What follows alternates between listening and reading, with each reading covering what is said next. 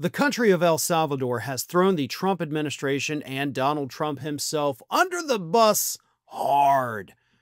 And they didn't just do it while speaking to the press. They didn't do it, in their own internal documents.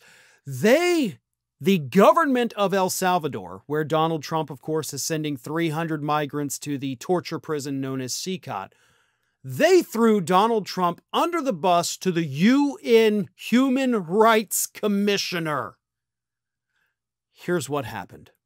After the Trump administration first began their deportation flights, which of course included Kilmar Abrego Garcia, to El Salvador's torture prison, the court stepped in and said, nope, you can't do this, get these people back.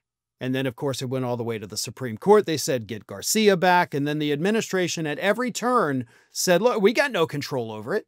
They're in El Salvador. That's El Salvador's thing. We can't tell another country, another government to give us people back. Like, we have no control over it.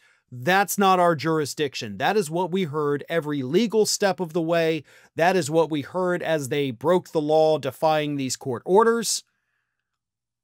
But that is not what El Salvador told the UN Human Rights Commissioner.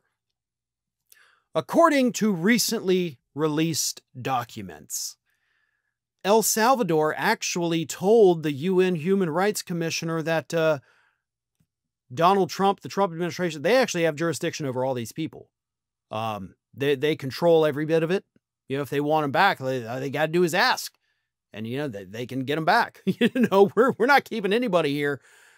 Here is what El Salvador said. Word for word, this is from El Salvador's government to the UN Office of the High Commissioner for Human Rights.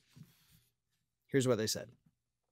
The actions of the state of El Salvador have been limited to the implementation of a bilateral cooperation mechanism with another state through which it has facilitated the use of the Salvadoran prison infrastructure for the custody of persons detained within the scope of the justice system and law enforcement of that other state. In this context, the jurisdiction and legal responsibility for these persons lie exclusively with the competent foreign authorities by virtue of international agreements signed and in accordance with the principles of sovereignty and international cooperation in criminal matters. Now, I don't know why the El Salvadoran government decided to refer to the Trump administration as competent, because we know that that is definitely one thing they are not. But either way, this is El Salvador saying they have jurisdiction, they have control over these people, they sent them here, they can take them back, they get to do whatever the hell they want, they tell us what to do with them, and we do it. We do it blindly. It's up to them, though. Now, the reason El Salvador would, of course, be saying this to the UN High Office of the Commissioner on Human Rights is because there's an investigation.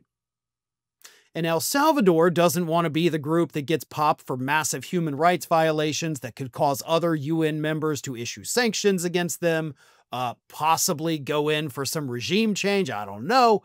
But either way, El Salvador is scared. They're like, hey, whoa. You guys are like looking to punish somebody. It's totally not us. We didn't do this. These guys over here in the White House in Washington, D.C., they have the authority to do everything. We just took their 6 million and their 300 people, right? Like, we had a deal. It's all written down, and in the written agreement, it explicitly says they control these people. So if you got an issue, you want to punish somebody, go to them. This, of course, contradicts everything the El Salvadoran government has said publicly, but more importantly, everything that the Trump administration has said publicly. Because now that stuff's getting real, right? They're in the find out part. They loved being in the F around part, but now they're in the find out part. And it's every government for themselves. And El Salvador was the first to throw the other under the bus. Thanks for watching today, everybody. And don't forget, if you're not already, please do subscribe to this channel. We have fresh content going up every single day, and I would really hate for you to miss out on that. And speaking of missing out, if you're not following me across all other social media outlets, then get on it. You can follow the links in the description of this video.